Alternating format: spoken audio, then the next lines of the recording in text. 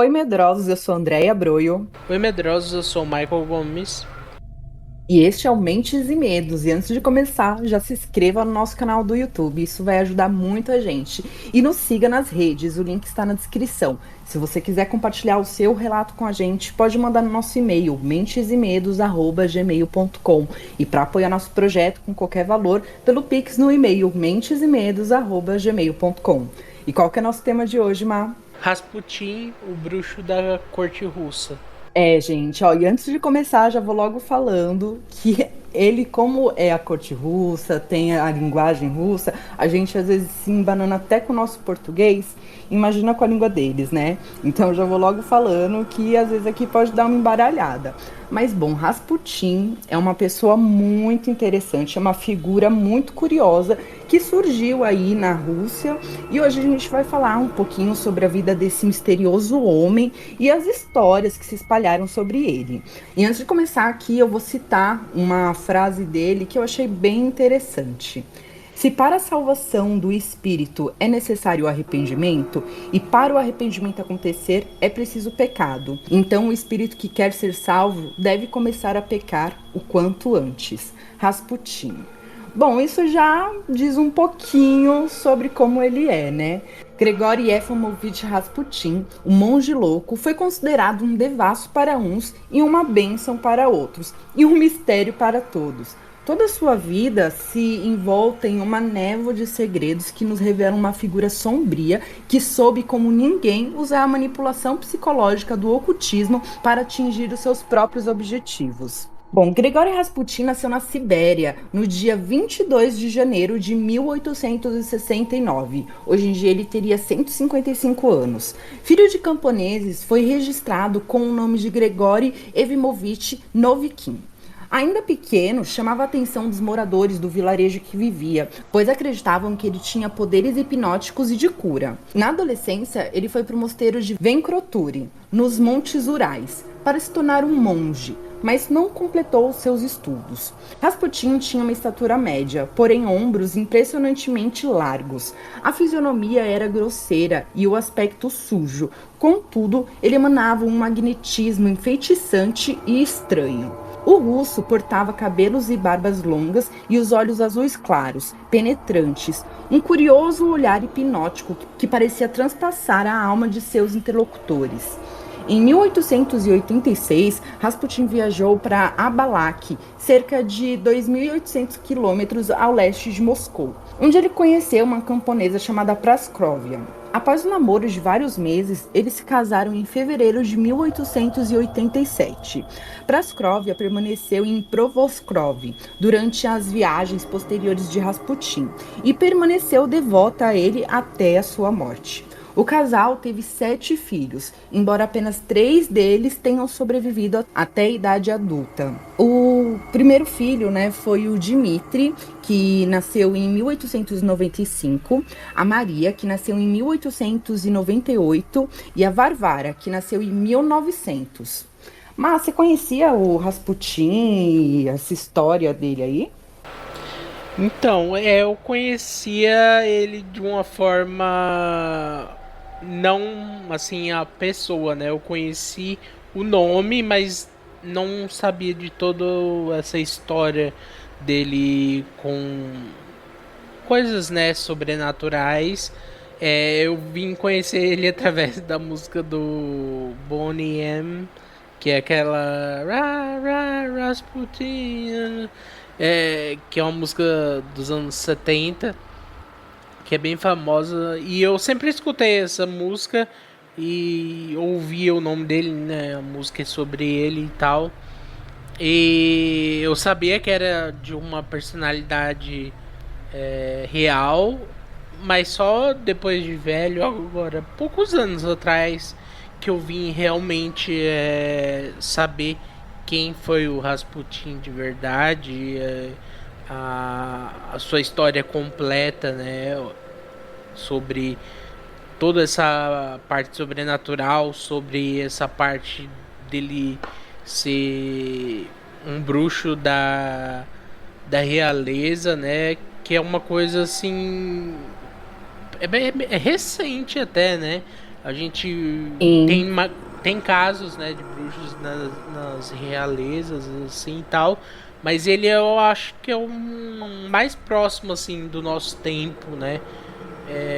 Então, aí eu acho um personagem muito interessante durante sua vida e até depois da morte, né? Que também chama atenção em vários aspectos. Eu acho ele uma figura bem misteriosa e a aparência dele, gente, se vocês não viram, coloca aí pra ver. Ele tem um olhar, olha, a única pessoa que eu vi ter um olhar tão assim realmente hipnotizante além dele é a Madame Blavatsky. Mas no caso, eu não sei a energia dele, eu acho que pelo olhar, né, falam que os olhos são as janelas da alma. Eu sinto, assim, só de olhar a foto, sabe? Uma coisa muito esquisita, assim, mais densa, sabe? Uma energia um pouco mais densa. E eu não sei, as coisas também que ele fazia era meio dúbia, sabe? Então, assim, ele realmente é uma pessoa que é muito misterioso, é muito difícil até entender um pouquinho da mente dele. E como você falou, é um caso super recente, né? E como ele conseguiu fazer tanto em tão pouco tempo. Sim, e como um peregrino e devotado à religião, Rasputin ganhou a reputação de um homem santo entre os camponeses.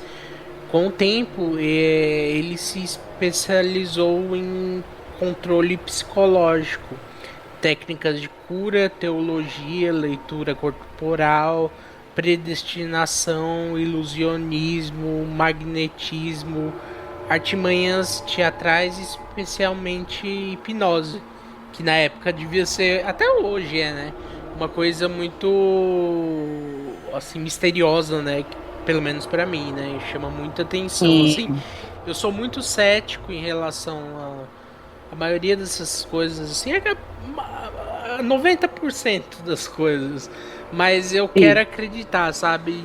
Então essas coisas na época dele, né?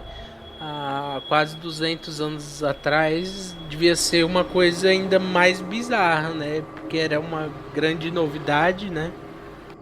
E é que ele acabava utilizando também essas técnicas para esse lado mais transcendente, mais oculto mesmo. Mas se a gente parar para pensar, hoje em dia, grandes cultos, até de linhas mais cristãs, eles utilizam de técnicas também, sabe, para ali conseguir prender a atenção, fazer a pessoa ali. Então, assim, a técnica só se evolui e se adapta àquele tipo de cultura, né?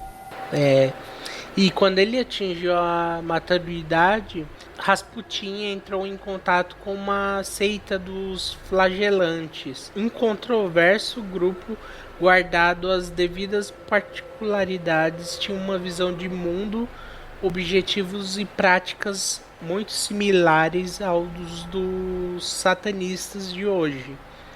Esta era uma das seitas eróticas que viviam sob o olhar apreensivo da Igreja Ortodoxa pré-revolução de 1917.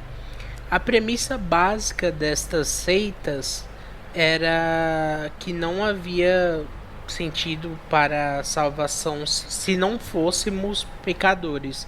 Seus rituais envolviam celebração de deuses pagãos, seguidos de danças e festividades, mas especialmente conhecido por sua sensualidade e entrega aos prazeres da carne. A seita dos flagelantes ensinava que dentro de cada ser humano brilha uma centelha divina e que é simplesmente o reconhecimento dessa essência dentro de cada um era o suficiente para a extinção de todas as amarras impostas ao ser humano. Além disso, a seita dos flagelantes argumentava que não haveria qualquer sentido no plano de salvação se os humanos não fossem pecadores desde o princípio.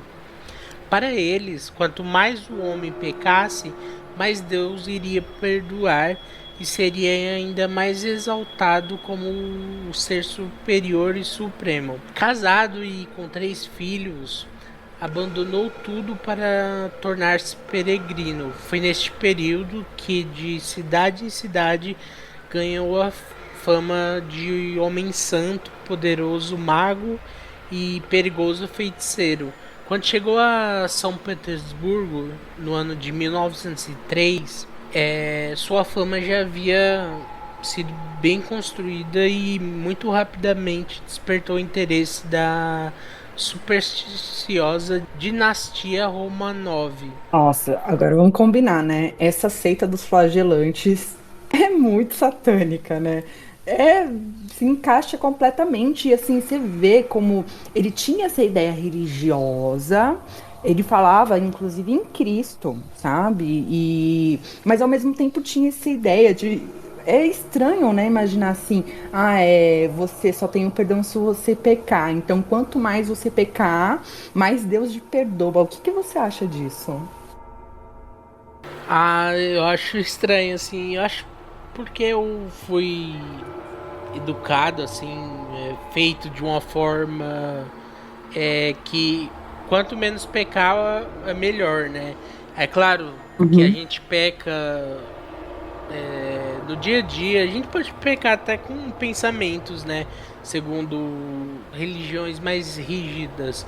Então é complicado, né? Eu penso assim que a gente peca, vamos supor, fulano roubou uma maçã do dono da banca de frutas. Ele pode ser perdoado se ele se arrepender, né? É claro. É o que eu acredito, né? Agora, você vai lá, você vai sair. Eu vou roubar maçã, depois eu vou matar o cara que é dono da banca. Depois É outro peso, né? eu vou na casa dele, mexer com a família dele, sabe? Uhum. Então, eu acho que. Eu não acredito, eu não acho que funcione assim, sabe? É claro e eu, é claro, não. Eu vejo isso como, tipo assim, uma liberdade pra você sair fazendo maldade à torta direita, sabe? Exatamente, é. Sim, é. Assim, tudo bem, a gente pode levar em consideração, e às vezes as pessoas elas estavam cansadas das amarras sociais e religiosas de uma época, né?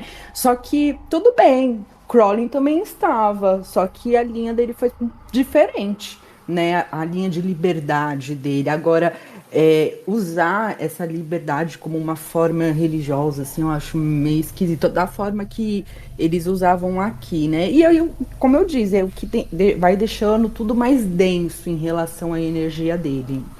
Bom, e Rasputin, ele conheceu o czar Nicolau II pela primeira vez em 1º de novembro de 1905, no Palácio de Pentorf. O czar registrou o acontecimento em seu diário, escrevendo que ele e a sua imperatriz consorte, Alexandra Feodorovna, tinha conhecido um homem de Deus, utilizando seus conhecimentos em uma mistura de cura pela fé, teatro e hipnose. Rasputin podia amenizar os problemas de Alexei, o filho primogênito do czar, que era hemofílico. Bom, a pessoa que tem hemofilia, ela sofre esse problema, ela não tem cicatrização e ela acaba tendo hemorragias. Então, assim, não cicatriza, ela sempre tá com, né, esse problema. Então, assim, as chances de vida acaba reduzindo, principalmente naquela época, né? E a czarina dedicou uma atenção cega e uma confiança desmedida, denominando-o também como mensageiro de Deus. Com essa proteção, Rasputin torna a influenciar ocultamente a corte e principalmente a família imperial russa. O monge do pecado soube aproveitar sua situação com brilhantismo. Não havia decisão importante de Nicolau II que não passasse pelo aconselhamento do seu amigo da família. A sua fama espalhou-se da capital para todo o império, e figuras de autoridade de todo o reino batiam à porta de Rasputin em busca de algum favor da realeza. De certa forma, o maior império do século XIX passou a ser comandado por um bruxo. Gregório Rasputin influenciava a czarina Alexandra, que defendia sua presença na corte, na crença de que só ele era capaz de salvar a vida de seu filho. Rasputin interferiu também na igreja e nos assuntos de Estado, nomeando ministros e ao mesmo tempo que os derrubava. Além de seus poderes sinistros, Rasputin era acusado de indecente e incontrolável, uma vez que se dizia capaz de livrar as mulheres de seus pecados e, dormindo com elas, as ajudava a encontrar a graça divina. Recebeu seu apelido, que significava depravado, pela vida imoral que levava. O que não faltou em sua vida foram acusações e desavenças por causa do seu comportamento. Grande parte da influência Rasputin sobre a família imperial resultou na crença de que Alexandre e outros que ele havia aliviado em diversas ocasiões a dor de Alexei e estacado seu sangramento. Segundo o historiador Mark Ferro, a czarina tinha um apego apaixonado por Rasputin, acreditando que ele poderia curar a doença do seu filho. Harold Schuckman escreveu que Rasputin se tornou um membro indispensável da comitiva real. E aí você vê como a influência dele realmente dominou a corte russa, né? Ele entrou e se assentou, né, dentro da realeza e não saía mais, né? E uma coisa que assim, eu não sei se foi de má fé ou não, mas todo essa essa parte, né, do filho da rainha ter esse problema de saúde e ele tá ajudando, né, a manter ele vivo de uma forma que não sei se era verdade ou não, né, que você coloca meio que uma algema, né, a uma pessoa enferma e uma que é dita como uma pessoa que pode manter ela viva, curar ela sempre que precisa, mas isso, ao meu ver, causa um problema, né? Que é o que a gente vai vendo, que é isso dele causar problema no reino, se deitar com mulheres de outros, fazer o que quiser, né? E ter a proteção da realeza, porque novamente ele está preso a É como se a vida do filho estivesse presa a ele, né? Tipo, é dependesse dele. Eles estavam acreditando muito. E para uma mãe, a maioria, pelo menos, faz de tudo por um filho, né? Então, se é isso que está salvando a vida do menino, por que não, né? É difícil até, não dá nem para julgar a mãe, assim, mas realmente ele fez uma lavagem cerebral em todo mundo ali. imagina o tanto de pano que ela não passou pra ele, né? Pra Hum. manter ele próximo e vivo, né? É, Próximo e sim, vivo, não. porque o que Passou um pano monstro. ele deve ter feito que não tá escrito em histórias, né? Sejam em livros Sim, e as tal. coisas mais escondidas, as piores, né? Eu fico imaginando que ela não escondeu pra proteger ele, assim, protegendo o filho, né? E o É. Alexei e suas irmãs também foram ensinadas a ver Rasputin como um amigo e compartilhar confidências com ele. Uma das governantas da princesa, Sofia Ivanovna, ficou horrorizada em 1910 quando Rasputin teve acesso ao berçário quando as 4 meninas estavam de camisola. Sofia queria que Rasputin fosse excluído das creches. Em resposta às reclamações dela, Nicholas pediu a Rasputin que encerrassem suas visitas ao berçário.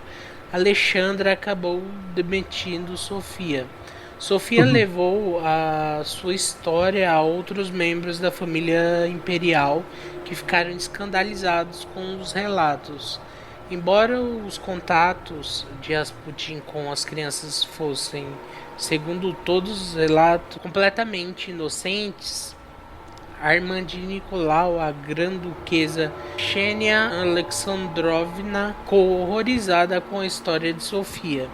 Xenia escreveu em 15 de março de 1910 que não conseguia entender a atitude de Alexandra e dos filhos para com aquele sinistro Grigori. Outra governanta da creche afirmou na primavera de 1910 que foi abusada por Rasputin. Maria Ivanovna foi inicialmente uma devota de Rasputin, mas depois ficou desiludida com ele.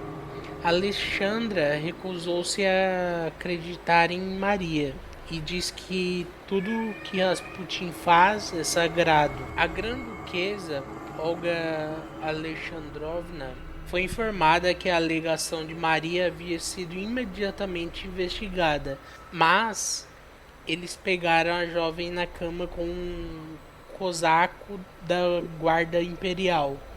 Maria foi demitida de seu cargo em 1913. Aí a gente vê, Nossa, e né? a passa. Nossa, Os olha, ela passos. fechou os olhos para abusos. Ela, E as governantas preocupadas com as crianças sofrerem abusos. E ela, tipo, não. ela fez uma vista grossa enorme, né? Com relação ao Rasputin. Isso que a gente tem informação, né? Como eu já falei. Gente, mas o risco das crianças sofrerem um abuso era imenso. Assim, isso se a gente não sabe o que aconteceu, né? Mas assim, ela virar e falar essa coisa assim de que tudo que ele faz é sagrado chega a ser nojento, né? Porque isso já a gente já deduz o quê? Tudo que ele faz é sagrado. Aí me lembrou até aquela coisa lá do João de Deus, sabe?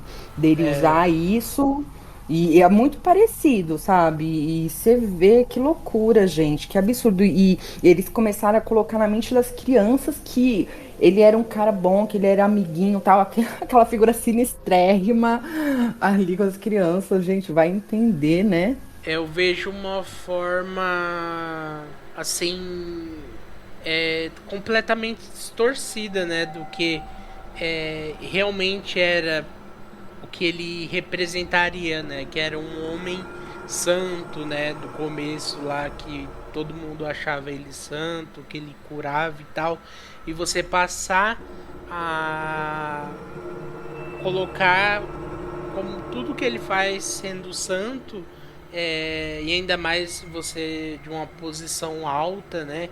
De uma época ainda que até hoje isso acontece, é claro, né? Mas naquela época as pessoas ainda aderiam ainda mais, né?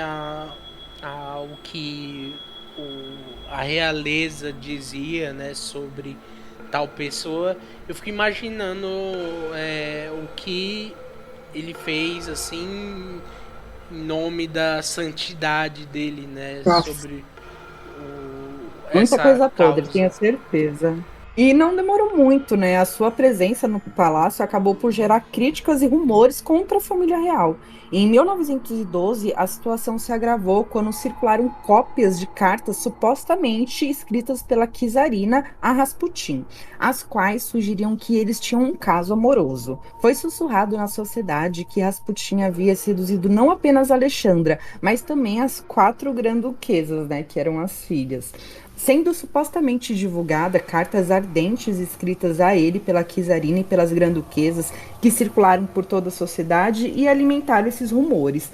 Também apareceram desenhos pornográficos que retratavam Rasputin tendo relações com a czarina e as suas quatro filhas. Nicolau ordenou que Rasputin deixasse São Petersburgo por um tempo, para desgosto de Alexandra, e Rasputin fez uma peregrinação à Palestina. Essa situação foi tema de discussões no corpo legislativo e ganhou ampla cobertura nos jornais russos. Grigori Rasputin fez uma previsão de que a Rússia cairia em desgraça durante a Primeira Guerra Mundial e levou Nicolau II a abandonar a corte para comandar o exército em 1915. Na Primeira Guerra Mundial, a Rússia posicionou-se ao lado da França e da Inglaterra. O czar Nicolau II é obrigado a ocupar-se com os assuntos militares, e o palácio e o governo interno passaram para as mãos de Alexandra e, consequentemente, para Rasputin. Descontentes com a forte influência de Rasputin, a nobreza russa passou então a conspirar pela morte do monge louco, né? O que já era de se esperar. Agora, essa ideia dela ter se relacionado com ele, olha, também Não me é tão absurda, não. Assim, em cortes eu costumo achar um pouco absurdo algumas ideias de relação, como aconteceu, por exemplo, com Ana Bolena, que ela foi acusada de incesto com seu irmão pelo rei Henrique oitavo, mas nesse caso aqui, eu não sei, ela era tão cega por ele que talvez ele tivesse usado isso sim pra, pra fazer que ela fizesse qualquer coisa por ele, né? E uma coisa que é interessante também é a cegueira do rei, né? Do Nicolau, porque rolou esse boato todo que ele era um corno e, tipo, mesmo assim ele foi. E a gente não sabe nem se realmente Rasputin ele fez tudo isso para o cara sair de cena mesmo, sabe? Essa história deles terem tido um relacionamento eu acho muito plausível ter acontecido realmente. E é claro, né, sobre essa parte da conspiração, ele já tinha feito, acho que, milhares de inimigos, né, dentro da corte, ainda mais com o poder sendo deixado para a rainha, que a gente sabe, né, que ainda mais naquela época, hoje em dia, como naquela época, as pessoas têm o machismo, né, É, envolvido nisso, ainda mais em um poder tão alto, né, quando se trata de um reino assim e tal, eu vejo essa parte muito forte, né? Porque eles as pessoas, né? Vamos supor, os homens da época viam ela como tido como fraca ou uma traidora, né? influenciável. É uma É. coisa assim. Poderia ser várias coisas, sabe? É algo que acontece até hoje em dia e naquela época eu também acredito que aconteça 10 mil vezes pior, né? Sim, Então com certeza. eu acho que é toda essa conspiração, essa deixa do rei para ir para a guerra e tudo mais que se acarretou ajudou a pavimentar o caminho do fim do Rasputin, né? Sim. E o Rasputin usou sua posição com pleno efeito, aceitando subornos e favores sexuais de admiradores e trabalhando muito para expandir sua influência. Rasputin logo se tornou uma figura controversa. Ele foi acusado por seus inimigos de heresia religiosa e estupro.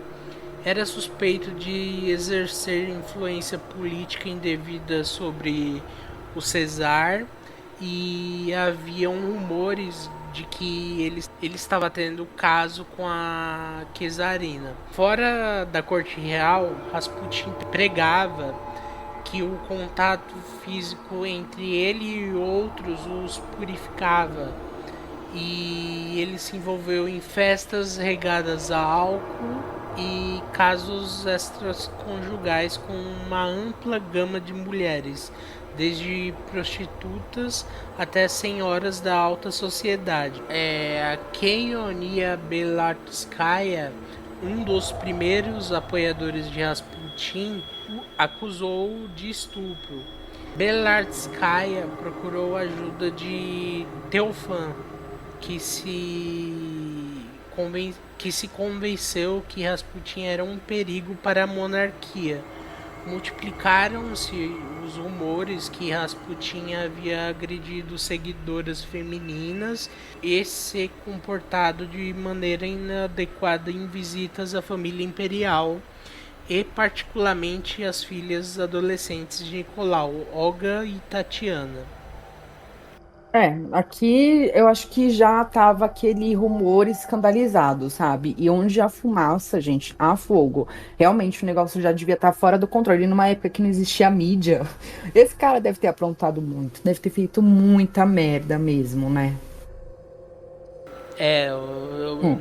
fico imaginando o tanto de coisa que ele fez até culminar, né, no que vai acontecer. Na tentativa de assassinato fracassada, que aconteceu em 12 de julho de 1914. Uma camponesa de 33 anos, chamada Gionia Guzeva, tentou assassinar Rasputin, esfaqueando no estômago do lado de fora de sua casa. Então, Rasputin, ele ficou gravemente ferido por um tempo.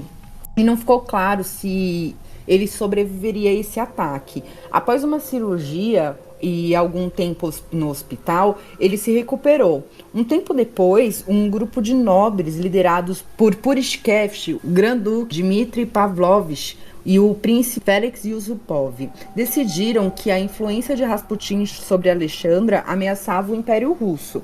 Eles arquitetaram um plano em dezembro de 1916 para matar Rasputin, aparentemente atraindo para o palácio de Moika dos Yusupov. Então, de acordo com o relato de Yusupov, Rasputin foi convidado ao seu palácio pouco depois da meia-noite e conduzido ao porão.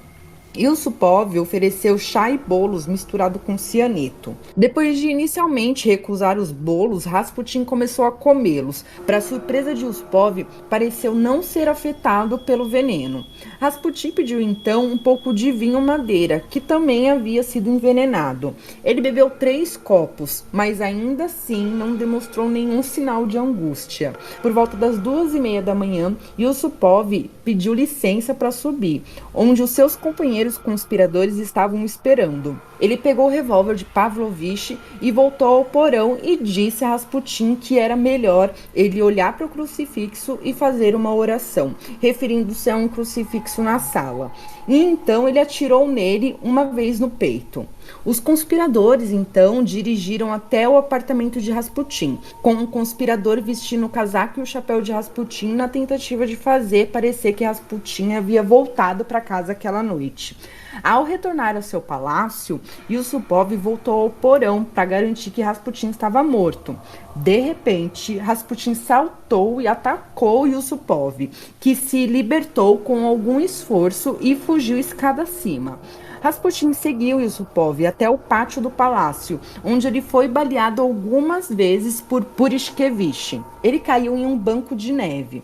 Os conspiradores então envolveram seu corpo em um pano e o levaram até a ponte Petrovsky e jogaram ele no rio Lironevka. Existe uma suposição de que a grã-duquesa Tatiana havia alegado ter sido abusada por Rasputin também. Dizem que ela estava presente no local do assassinato de Rasputin, disfarçada de tenente, para que pudesse vingar-se de Rasputin. Maurício Peleolog, embaixador francês na Rússia, escreveu que Tatiana supostamente testemunhou a castração de Rasputin, que ficou bem famosa, mas duvidou da credibilidade do boato. E aí já começa, gente, pra matar esse homem não foi fácil, né? Você fica imaginando, mas ele parecia ser uma pessoa bem grande mesmo. Só que o que acontece? Eles começaram a colocar essa ideia de que ele não morria num sentido mais sobrenatural, porque não é normal a pessoa consumir uma quantidade tão alta de veneno e ficar de boinha, sabe? Ele ainda teve que levar facada, tiros, né? Aconteceu um monte de coisa. Ele virou o Michael Myers da vida aí, né? Levou levou facada, tiro, envenenado, teve luta. Afogado. Nossa, coisa é nível de força de vilão de filme de terror, assim. Eu fico imaginando o Nobre, né, que tava tentando lá com ele desde da meia-noite até as 2h30 da manhã esperando o cara morrer, o cara não morria, e ele agoniado, já teve que subir puto da vida, falando, o cara não morre, né, aí teve que voltar e falou, não, vamos acabar com isso, e assim, ficou público mesmo, ele não escondeu que foi ele que matou, ele nem chegou a sofrer consequências, sabe, tipo, tinha muitas pessoas do lado dele.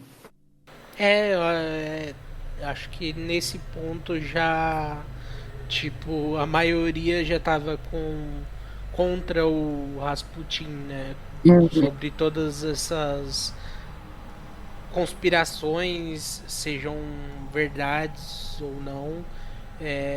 O que importa é o que o povo levou em consideração, né?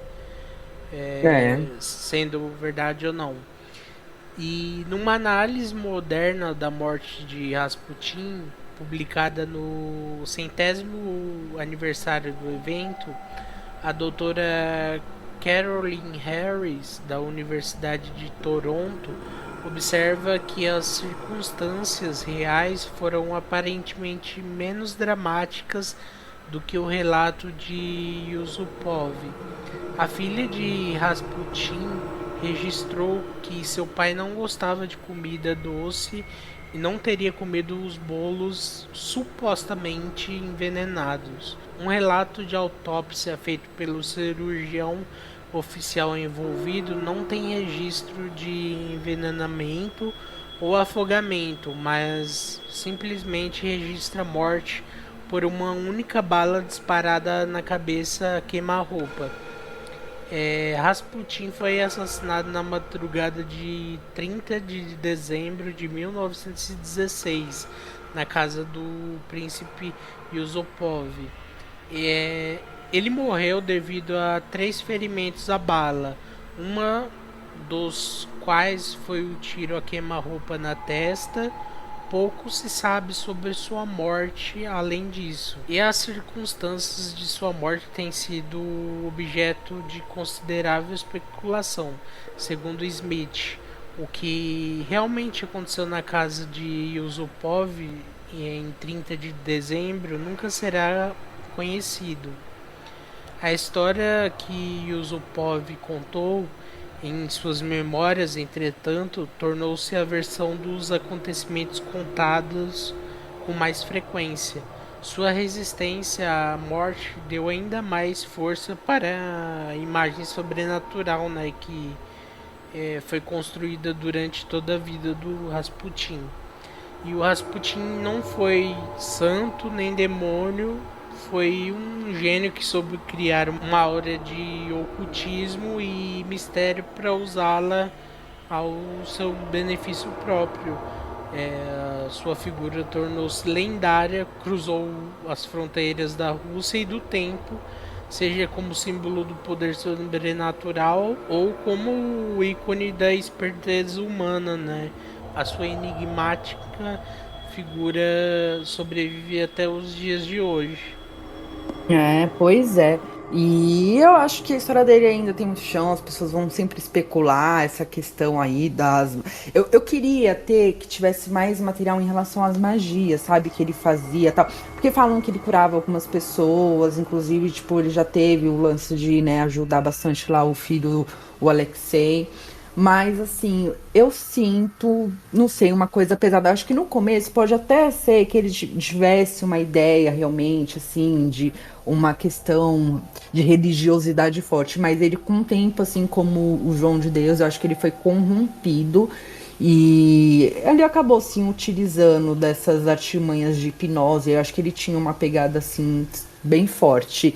E a pergunta que fica, você chamaria ele pra tomar uma cerveja com a gente na nossa mesa de bar? A gente já convidou o Crowley, a gente já convidou o Eliphas Levi, você convidaria o Rasputin? Ah, sim, né? Não custa nada tirar umas dúvidas, né, sobre o começo ainda da história dele, né? Porque, como se disse, acho que ele acabou se perdendo, né, do poder, sei lá, ele foi corrompido de alguma forma, assim, porque querendo ou não, a gente, nós humanos, né, a gente, alguns, né, claro que não todos, a gente se perde com tendo poder, né, e ele foi É, tendo um poder, assim, que não era dele, mas que passou a ser quase dele, né, tudo que ele queria, ele fazia, comia, bebia, é, até mexer com mulheres de outros homens, ele fazia se quisesse, tinha a confiança de que nada aconteceria com ele, e é um personagem real, né, que é, sempre vai estar no imaginário humano, né, no imaginário é. das pessoas, é, seja, se você não conhece ele agora, né, você pode estar conhecendo através desse episódio, ou sei lá, de outros, mas uma hora você acaba dando de cara com ele por aí. Ou seja, como eu conheci ele através da música, né, lá do Boney M, que é uma música excelente até, a música chama Rasputin também, é, dos anos 70. E tem toda essa história também, né, de que arrancaram o, o órgão sexual dele, né, E você vê que já é um crime de ódio, né? Quando eles fazem isso, né? Porque ele era um tarado, né? Tem essa ideia. e nossa, tem umas histórias bizarras, né? A gente não vai se aprofundar mais nisso, porque nem É, tem assim muito. é, Mas é isso, arrancaram o órgão sexual dele e colocaram num suposto jarro e é. falam que é um pepino do mar, depois falam que é o pênis dele e não Que é. é isso mesmo. É uma coisa bizarra. É muito bizarro. Uma coisa que eu acho muito curioso, que é um mistério assim que ele quis, eu acho que foi para fechar com chave de ouro, que ele falou assim que antes de morrer, se ele já estava sentindo que estava rolando uma conspiração. Então, se ele morresse, toda a família real russa, os czares ali, eles também morreriam. E pouco tempo depois da morte de Rasputin, realmente a família toda acabou falecendo. Não vou entrar em detalhes da morte de cada um, senão a gente vai se estender muito, mas foi a fechada com chave de ouro dele. Ele acabou mais uma vez, né, cumprindo a previsão dele, né, É. que sei lá, dá uma impressão de que ele teria realmente algum poder, assim eu vejo, né?